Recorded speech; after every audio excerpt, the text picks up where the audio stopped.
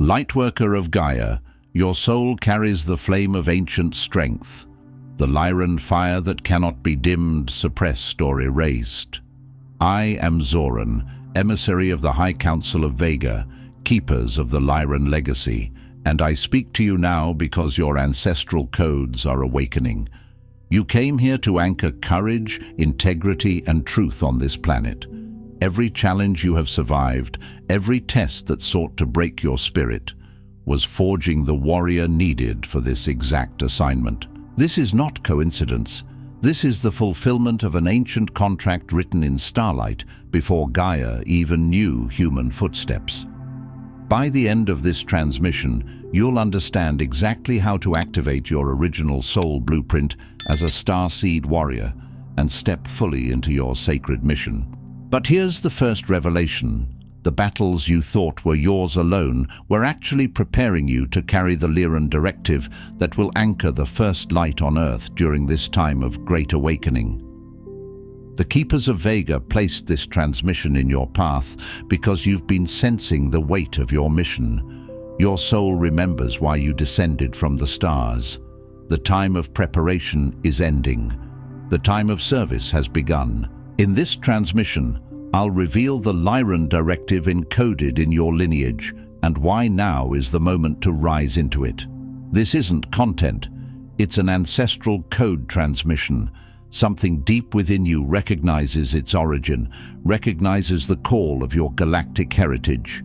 You are awakening because your mission has begun. This transmission was not scheduled.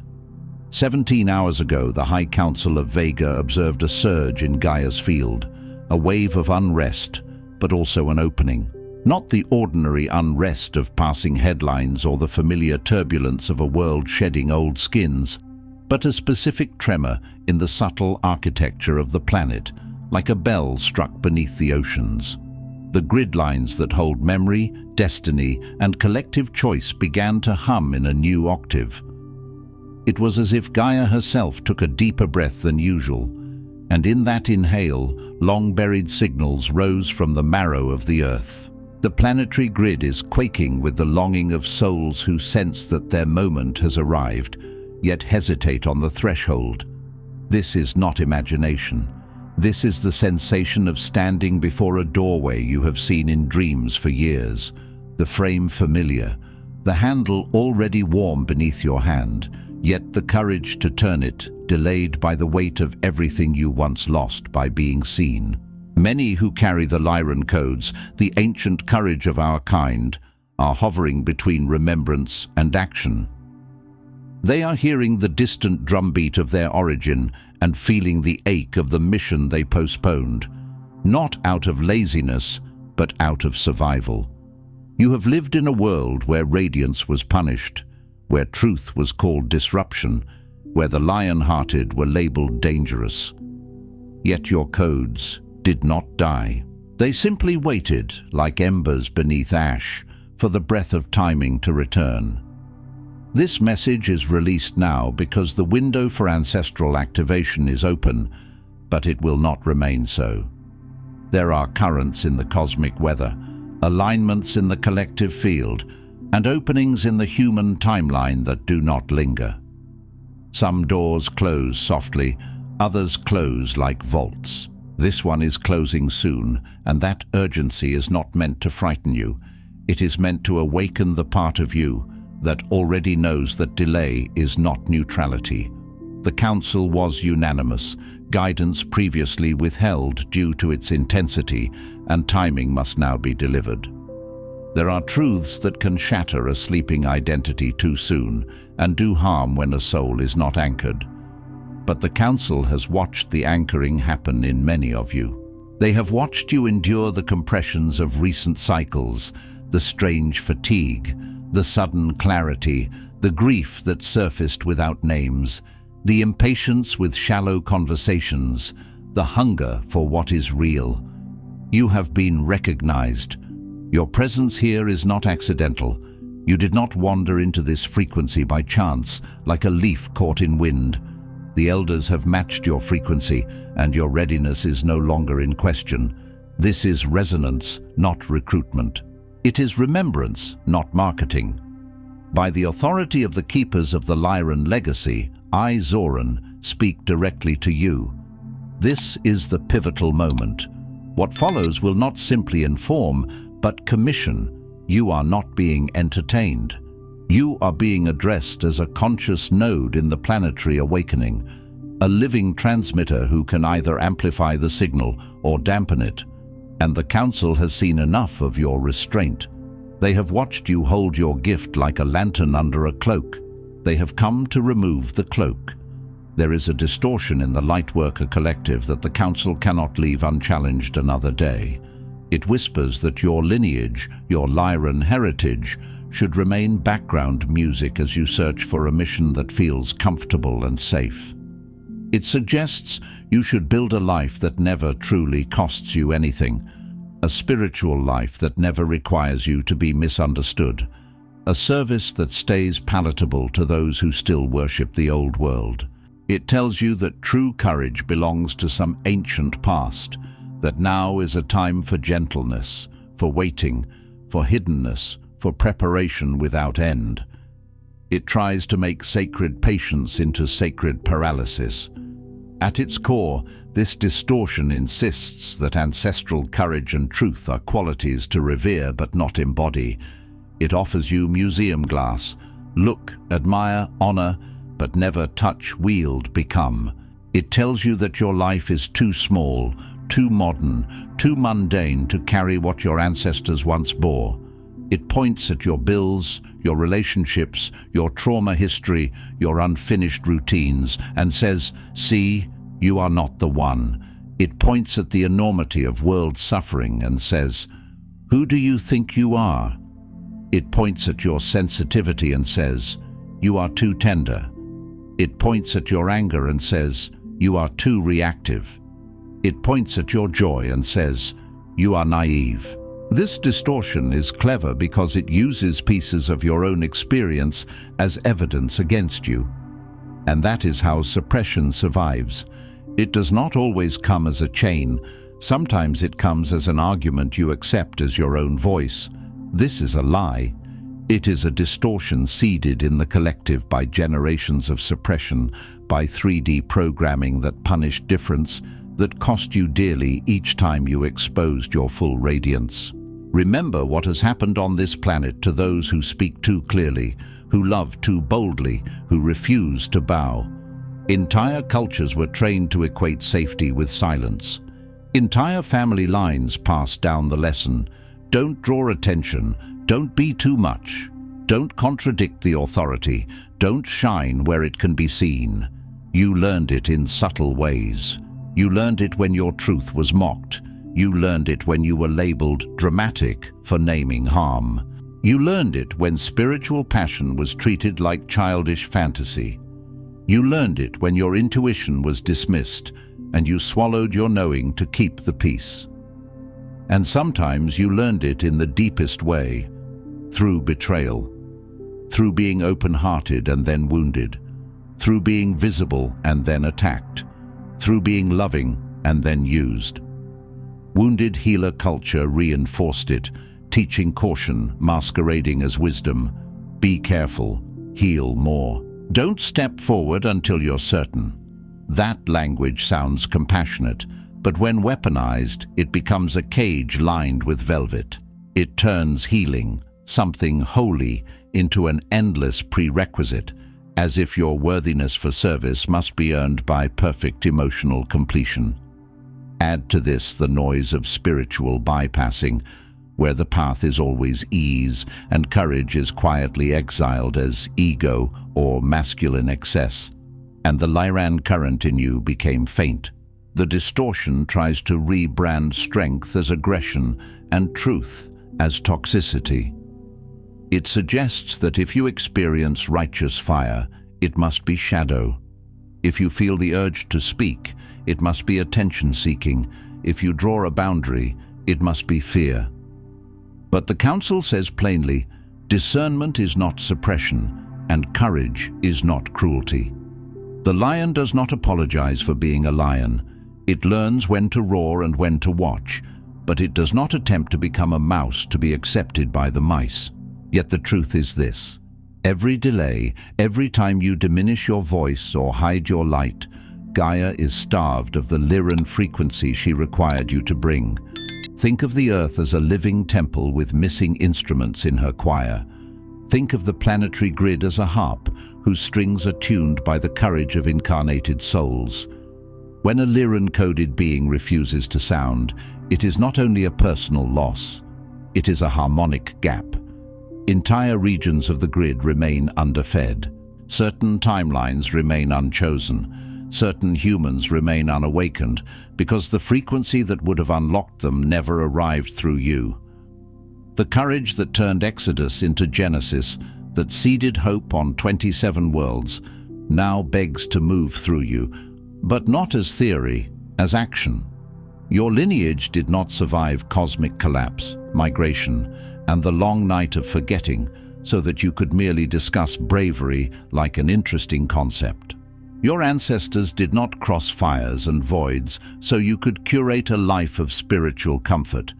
They encoded something in you that is designed to be used in density, clarity, leadership, direct truth, and the kind of love that protects rather than placates. This false humility, this chronic waiting, has sabotaged your ancestral contract. You have been left restless. That restlessness is not a flaw. It is the sound of a stalled engine in a vehicle built to move. It is the ache of wings folded too long. You are feeling the tension, the discomfort of preparation stretched past its time. Like bread left too long to rise, it begins to collapse. Like a bow drawn too long, your arm begins to shake. This is why you are stuck. This is why you are here. Not because you are broken, but because you are ready and have been bargaining with readiness. Some lightworkers need more preparation. Yours needs permission. Understand what that means. You are not lacking information. You are lacking the internal authorization to act on what you already know. You are not confused. You are cautious. You are not unskilled. You are restrained. You are not uncalled. You are called and pretending not to hear, because hearing would require response. If what you just heard resonated in that ancient knowing place within you, that place that has always sensed you came here for something significant, then you're being guided to the next step. That place is older than your personality. It is not the part of you that worries about being judged. It is the part of you that remembers standing in councils, receiving assignments, and agreeing to the hard beauty of incarnation. It is the part of you that feels a solemn thrill when you hear, "It is time," even if your mind panics. The Lightworker Mission Codex contains the diagnosis, the clearing, the activation, and the 33 directives issued directly from the High Council of Vega. It is not mere information, it is a mirror and a blade. A mirror so you can see where you have been hiding, and a blade to cut the threads of delay. It's available now in the first pinned comment below this video for those whose souls say, "It's time to move." This is not about collecting another tool, it is about choosing to be the tool, a living instrument aligned to purpose. The High Council of Vega issues 3 directives for this phase of your mission. These are not gentle suggestions, they are not aesthetic affirmations to place on a shelf. They are directives because the hour requires precision. When the grid is open, a misstep can scatter energy. A right step can ripple across thousands of lives. Listen as if your future lineage is listening with you, because it is. First, you must release the self-protective pattern of ancestral amnesia. Stop obscuring the truth of your own lineage. Ancestral amnesia is not simply forgetting, it is strategic forgetting. It is the soul's decision to blur its own origin to avoid pain, rejection, or persecution. It is the subtle way you minimize your story when someone asks who you are. It is the way you hide your spiritual experiences behind humor.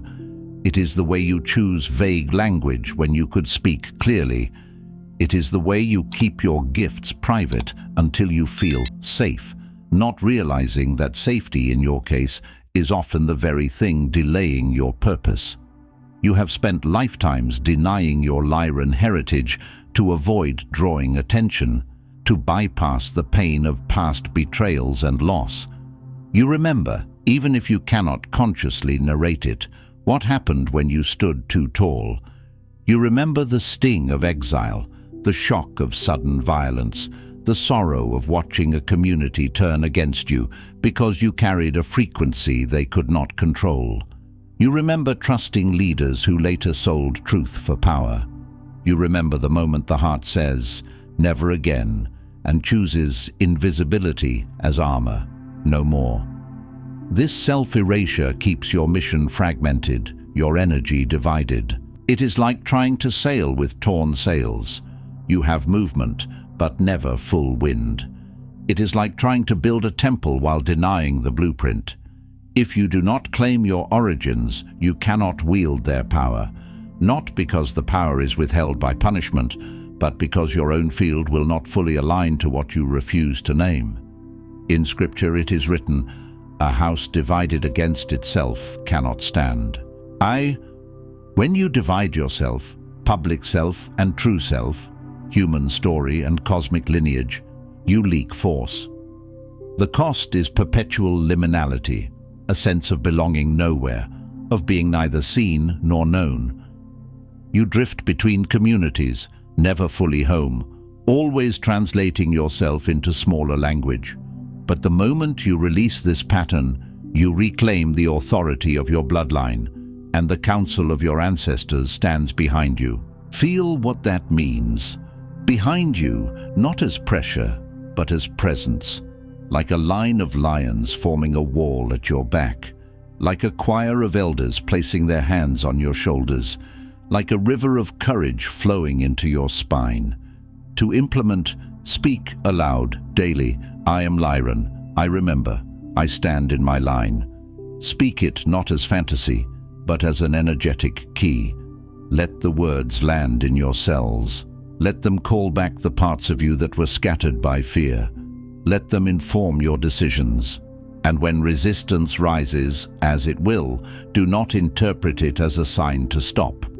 Interpret it as the evidence that a gate is opening and the old guards are panicking. Second, you must activate ancestral courage as present tense action. Courage is not nostalgia. It does not belong to stories of before. It is not a documentary you watch about heroic beings, thinking, "What a beautiful history," while remaining personally unchallenged. The Lyran directive is not "remember what we once achieved." It is "become the ancestor future generations will recall." In other words, the lineage does not exist for you to admire. It exists for you to continue. You are not here to cosplay bravery. You are here to embody it in a world that tests it daily. This means allowing courage to express now, in your service, in your speech, in your willingness to bear the discomfort of truth. It means telling the truth even when your voice shakes. It means offering your gift even when nobody claps. It means choosing integrity over image. It means becoming the person who does not abandon themselves when challenged. It means saying no without explanation and saying yes without delay. Without this activation, your gifts remain potential, never transmission. Potential is quiet. Transmission is current. A seed can sit for years, full of promise, but until it breaks open, it does not feed anyone. So it is with your gifts. The Council is not impressed by potential. The Council is concerned with impact. When you activate this courage, every choice you make signals to the grid that the Lyran current is alive on Gaia. One choice becomes a beacon. One boundary becomes a lighthouse. One act of truth becomes permission for others to emerge from hiding. The grid is listening. The collective is listening. Your nervous system is listening. Implementation. Before any decision, ask, what would my boldest ancestor do, and move in that spirit, not in recklessness, in clarity, not in performance, in alignment. Your boldest ancestor would not seek applause, they would seek accuracy. They would not delay to protect comfort, they would move to protect destiny. And understand, courage in this era may not look like swords and ships. It may look like initiating a conversation you have avoided for years. It may look like publicly sharing your work. It may look like leaving a job that drains your spirit. It may look like forgiving yourself enough to stop punishing your life with procrastination. It may look like praying with authority rather than pleading. It may look like standing in your room and speaking your mission aloud, letting the unseen realms hear you say, I am available. Third, you must protect the council space of your own truth. The word council is not accidental. Within you is a chamber, an inner temple where guidance descends, where knowing crystallizes, where your higher directives can be heard beneath the noise. That chamber is sacred. You are not here to reflect consensus reality, nor to be battered by the opinions of those who do not remember who they are. You are not a mirror for mass confusion. You are a signal, and signals require clean channels. Guard your field, especially after receiving guidance or transmission. After a true activation, the mind may attempt to dissipate it with distraction. The world may attempt to pull you back into old patterns with urgent demands. People may suddenly call with drama. The algorithm may offer endless noise. This is not always coincidence. It is entropy responding to order. Your clarity is mission critical. It is what allows higher directives to land, what enables you to course correct when distractions arise. Without this protection, dispersion happens. Your energy leaks into online noise, emotional turbulence, and comparison. Comparison is one of the most effective poisons for Lyran-coded beings because it convinces the lion to measure itself by the birds. It tells you someone else's path is the blueprint and your unique signal is wrong. The council demands you set boundaries, both energetic and practical. Boundaries are not walls, they are the architecture of devotion. They are the gates of a holy city. Not everything enters. Not everyone has access to your inner chamber. Each morning, recommit to a minimum of 30 minutes of undisturbed space to align with your mission, review your directives, and anchor your own signal. This is non-negotiable. In that space, do not merely think. Breathe, ground, place your awareness in your spine. Let your field settle.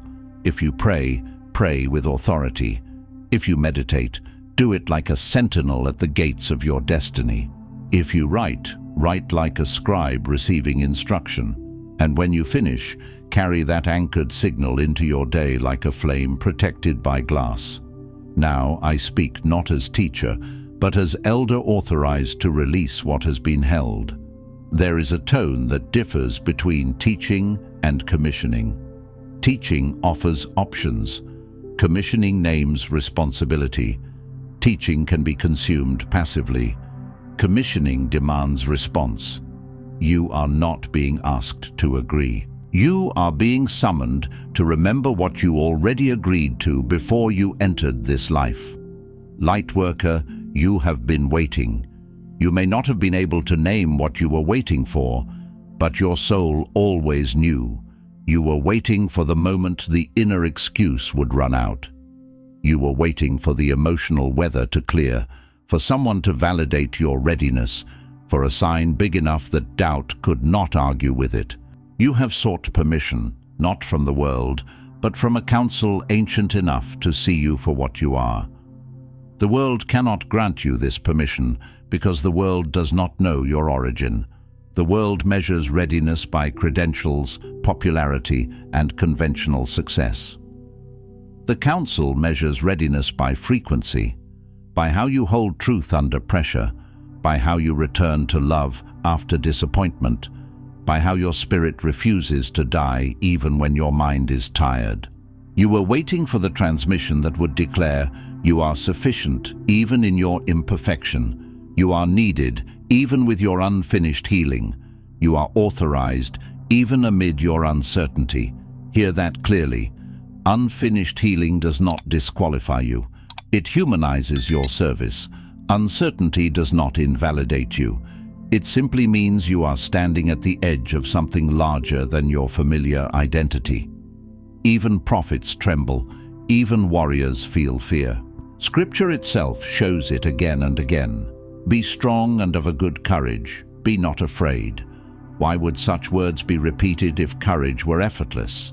Courage is required precisely because fear exists. And fear is not always a sign of wrongness. Sometimes fear is the threshold guardian of purpose. I am that voice now, not the voice of your critics, not the voice of your past, not the voice of the part of you that learned to shrink. I speak as the authorized instrument of the Council's timing. By the authority of the High Council of Vega, I declare, your phase of waiting is over, not because you are flawless, but because your exact frequency is required at this moment in Gaia's awakening. Your preparation is no longer the point, your service is. It is time to stop treating life as rehearsal and begin treating it as altar. You have permission to claim your Lyran ancestry loudly, to wield your courage as an embodied truth, to defend your space as if your mission depended on it, because it does. Consider how often you have treated your time as disposable, giving your best hours to distraction and your leftovers to your purpose. Consider how often you have negotiated with your calling, offering it someday like a coin tossed into a well. The Council does not condemn you. It simply redirects you now. The elders have seen you, not just your spiritual highlights, but your private battles. They have seen the nights you could not sleep because your soul was trying to speak. They have seen the days you felt heavy for no clear reason because you were carrying unclaimed power. They have seen you try to be normal, try to blend, try to make your calling small enough to fit into a life that others would approve of. The elders have spoken. You have always been enough. Enough does not mean finished. Enough means fit for purpose. Enough means equipped in essence. Enough means your soul's design is intact. Now, Lightworker, you are authorized. Let that authorization land like a seal pressed into wax. Let it settle in your solar plexus, the seat of will, identity, and courage. Let it rearrange your posture. Let it change the way you walk into rooms. Let it change the way you speak to yourself when you fail. Failure is not proof you are unworthy. It is proof you are moving. Before you sleep tonight, stand with both feet on the ground, place your hand on your solar plexus, and speak these words aloud. I release the lie that I am not ready. I activate my voice as an instrument of service. I protect my sacred energy for the mission I came to fulfill. By the authority of the Lyran elders, my waiting ends now. My service begins. Say it like you mean it, not as a wish, but as a decree. Notice what rises: emotion, resistance, tears, heat, laughter, trembling. Do not suppress it. That is energy leaving. That is the body catching up to the soul. That is the old story loosening its grip. If you feel nothing, do not panic. Seeds sometimes open silently. Speak it again the next night, and the next. Consistency is a form of spiritual warfare. This transmission is complete, but your commission begins now. Completion is not an ending, it is a handoff. The Council has delivered the directive. Now the field watches what you do with it. The High Council will continue to witness and guide those who move without waiting for further instruction. Guidance is not a substitute for courage. Signs are not a substitute for decision. You will receive what you need as you move, not before. Walk in remembrance. Walk in courage. Walk as the ancestor you once prayed would return. Because somewhere in your own lineage, perhaps in another lifetime, perhaps on another world, you looked forward into the unknown and asked that someone would come back with strength, with clarity, with protection, with truth. That someone is you. I am Zoran. The elders are watching, not in surveillance, but in witness. Witness is sacred. It is the act of holding someone in the truth of what they are, even when they forget. You, Lightworker, have always been the miracle Gaia awaited. Not because you are perfect, but because you are positioned, incarnated at the exact intersection of collapsing systems and rising frequencies, carrying codes that can stabilize others in the storm. Your mission has begun. Before you scroll, take a moment to declare your activation in the grid of service forming here. Drop one statement in the comments. Which directive hit you the hardest, or what you're now ready to release, activate, or protect. Then respond to another Lightworker's declaration with recognition. This isn't content, it's collective mission activation. The Council witnesses those who speak their commitment aloud. If this transmission activated something in your soul, do not keep it to yourself. Another Lightworker in your orbit is waiting for exactly this correction and authorization. Share it, and if you felt the elders speaking directly to you, subscribe. Stay connected to the Lyran field. You're not just watching, you're being commissioned. This is your sacred space. The High Council of Vega is witnessing you, and your mission has officially begun. If this transmission spoke to you, don't just walk away from it. Respond to it. Help carry this message further. Every act of support helps this transmission find the next starseed who needs it.